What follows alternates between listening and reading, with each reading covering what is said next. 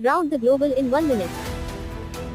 West bank నిరసనలో Israel సైనికులు American మహిళను కాల్చారు. నివేదికలు.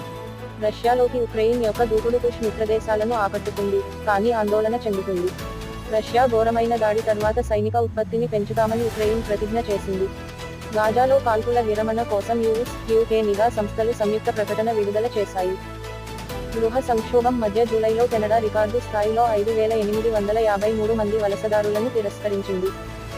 ఉక్రెయిన్ రష్యన్ డ్రోన్లను నాశనం చేస్తుంది, సుదూర దాడులను ఎదుర్కొంటూనే ఉంది. చైనాలోని హైనాన్లో వియత్నాం వైపు వెళుతున్న టైఫూన్ యాగి 2 మంది మృతి, 92 మందికి గాయాలు. ఉక్రెయిన్ వివాదం చర్చల పట్టికలో నిర్ణయించబడుతుంది, పెంటగాన్ చీఫ్ చెప్పారు. ఫ్రాన్స్ యొక్క కొత్త క్లీన్ కుడివైపు వంపుని సూచిస్తుంది, ఇమిగ్రేషన్పై కఠినమైన వైఖరిని ప్రతిజ్ఞ చేశారు. పెట్రోలియం, సహజవాయువుల భారీ నిక్షేపం పాకిస్తాన్ జలాల్లో కనుగొనబడింది. Please like, share and subscribe for more news.